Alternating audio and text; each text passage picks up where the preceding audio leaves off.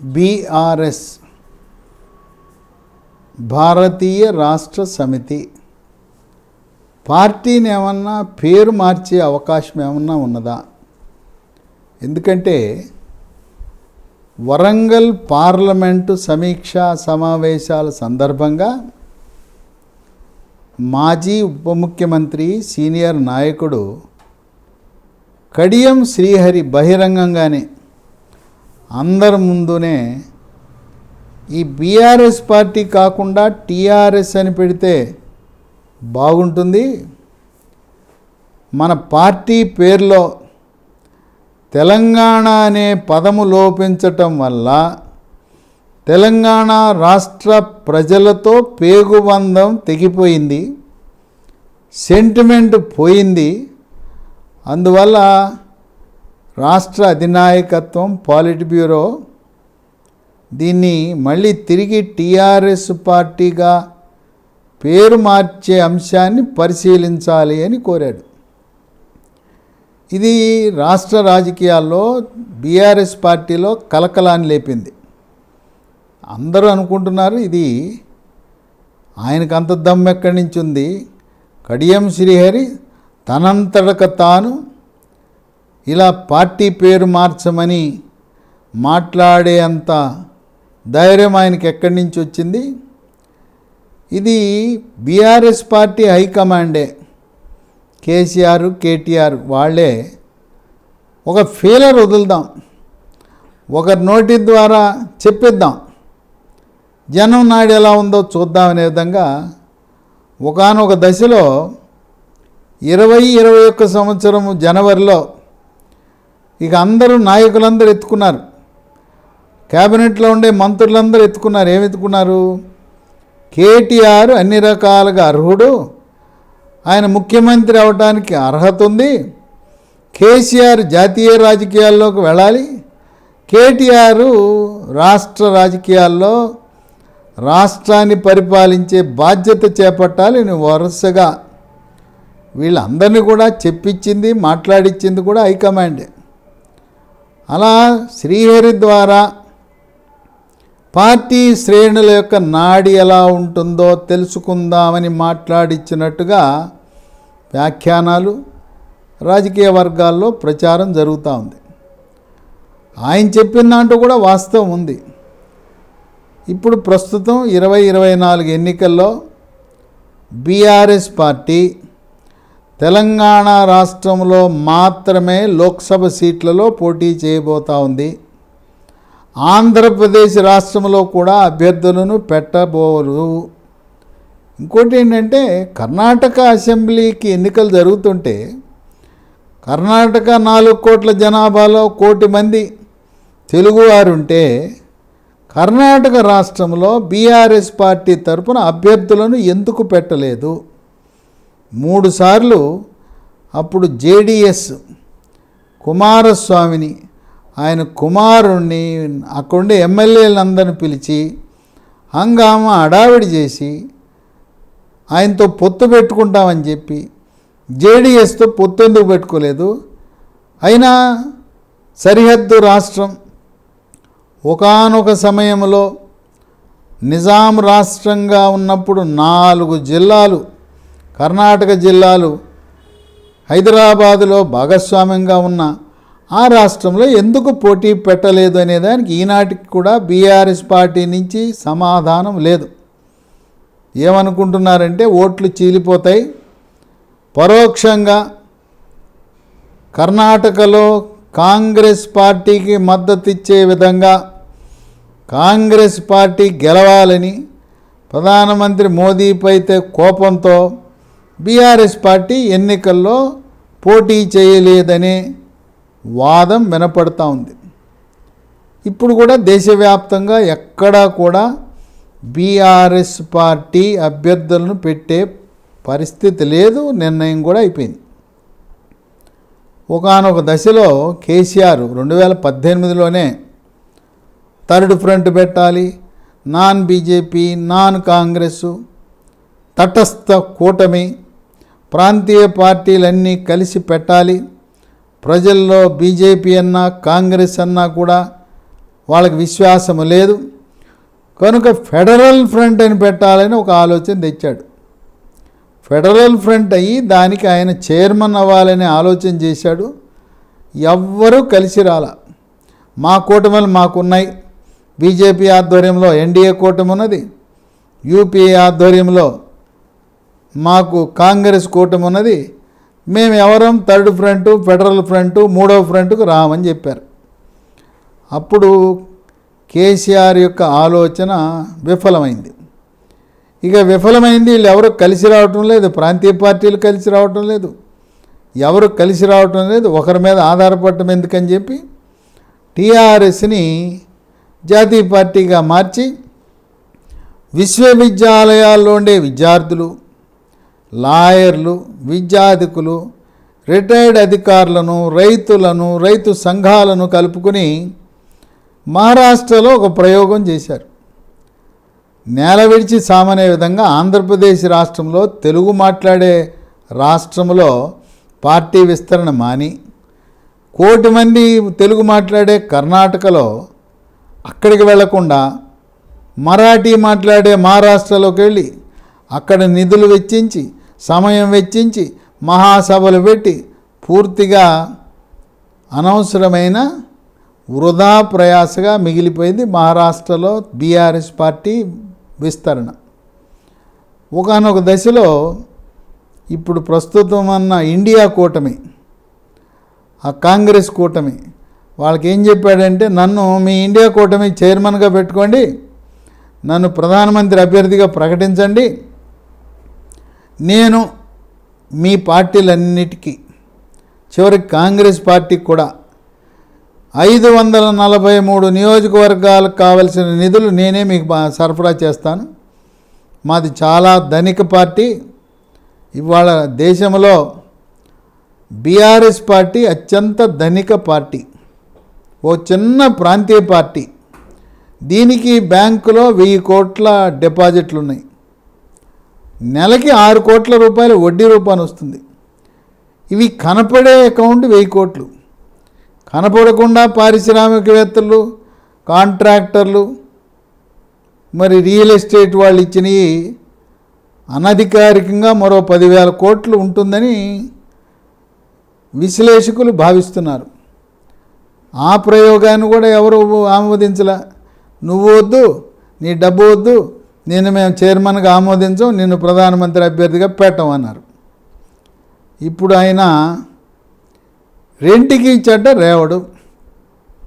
అటు ఇండియా కూటమిలోకి పోలేడు, ఇటు మోడీ ఎన్డీఏ కూటమిలోకి ఎట్టి పరిస్థితుల్లో ప్రవేశం నిరాకరిస్తారు.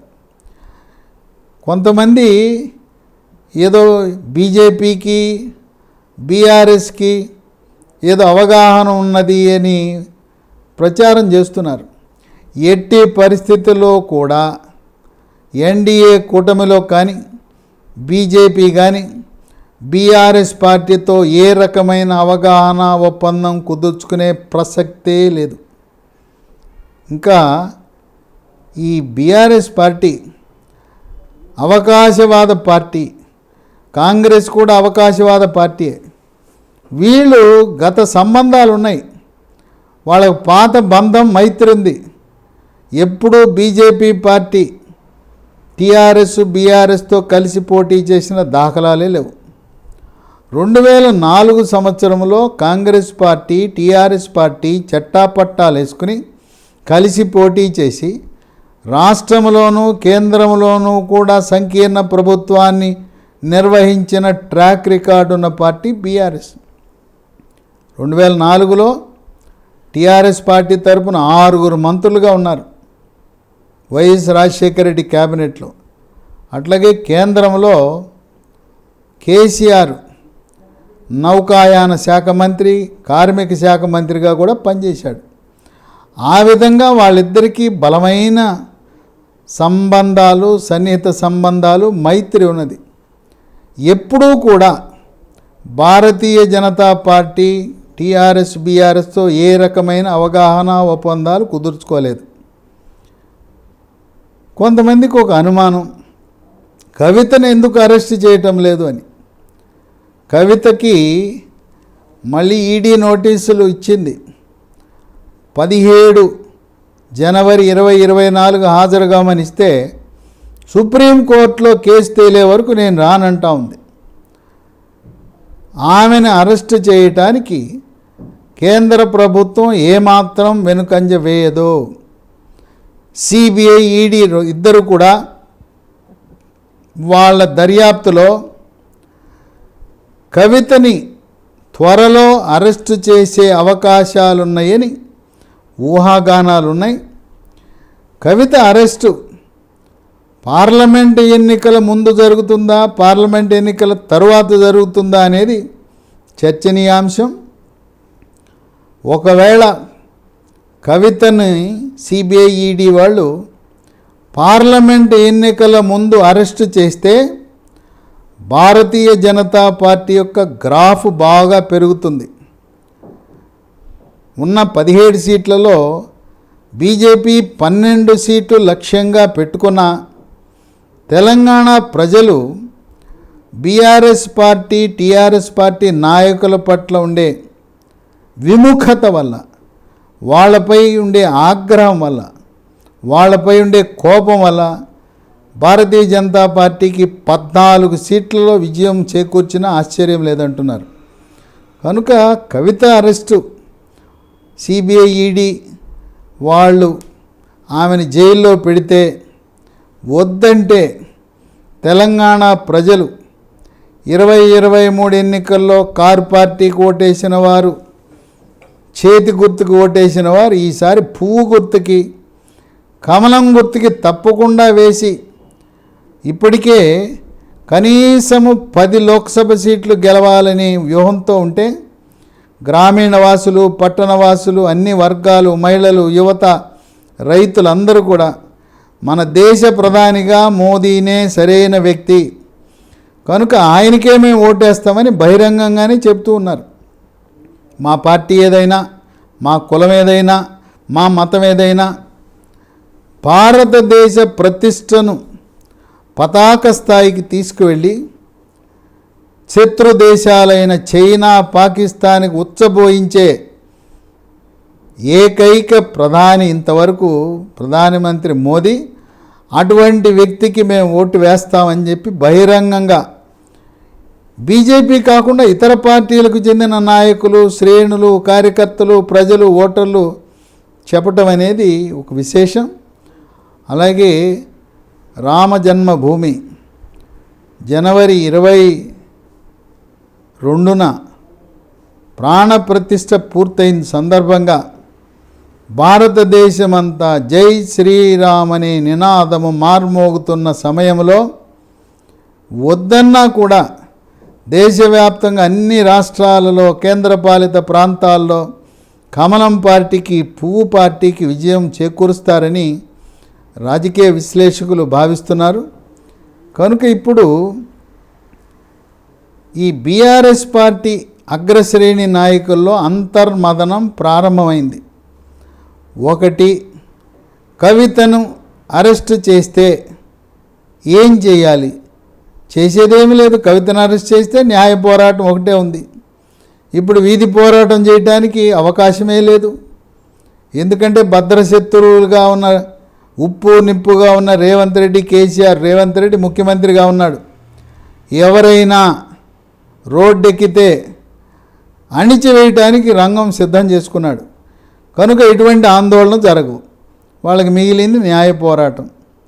కనుక కవితని అరెస్ట్ చేయటము ద్వారా బీజేపీ గ్రాఫ్ ఉన్నపళంగా బాగా పెరిగిపోతుందని రాజకీయ విశ్లేషకులు భావిస్తున్నారు.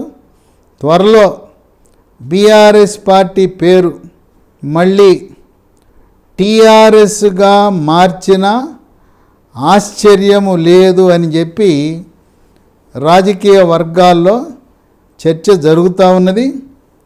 ఇది గ్రామ స్థాయిలో కూడా సాధారణ టీఆర్ఎస్ కార్యకర్తలు కూడా నేల విడిచి సామెందుకు, దురాశ, అత్యాశ ఎందుకు? మన టీఆర్ఎస్ పార్టీ మన తెలంగాణ రాష్ట్రంలో ఉంటే చాలు, ఇతర రాష్ట్రాల గురించి, దేశం గురించి మనకెందుకు?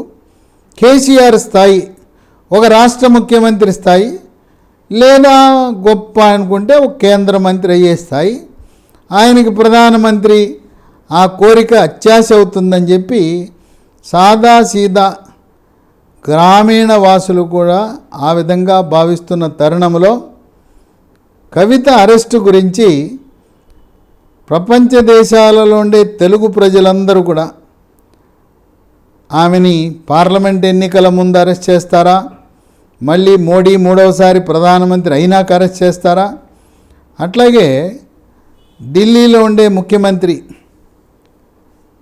ఆయన 5 సార్లు పిలిచిన నేను అసలు విచారణకే రానంటున్నాడు. ఢిల్లీ ముఖ్యమంత్రి కేజ్రీవాల్ను ఆయన సహాయ నిరాకరణ విచారణకే రానంటున్నాడు.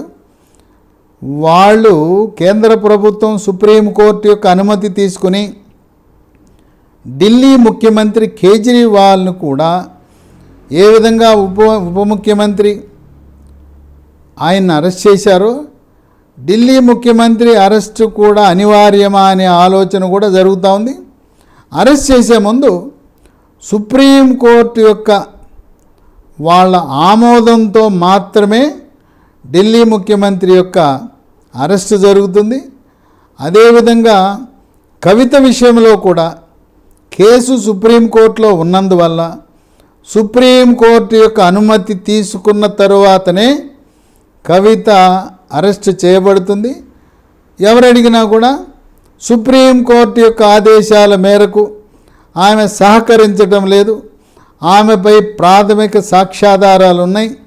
సౌత్ లాబీ నుంచి 100 కోట్ల రూపాయల డబ్బుని లంచంగా ఆమ్ ఆద్మీ పార్టీకి బదిలీ చేశారనే దృఢమైన నికరమైన సాక్ష్యాధారాలు ఉండటం వల్ల మేము అరెస్టు చేయబోతున్నామని సిబిఐ, ఈడీ బలంగా వాదిస్తుంది.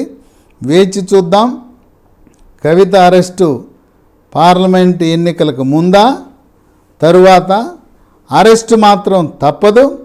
ఎట్టి పరిస్థితులలో టీఆర్ఎస్ బీజేపీ పార్టీకి ఎన్డీఏ కూటమికి దగ్గరవ్వాలని ప్రయత్నించినా తరిమి కొట్టే పరిస్థితి. అలాగే ఇప్పుడున్న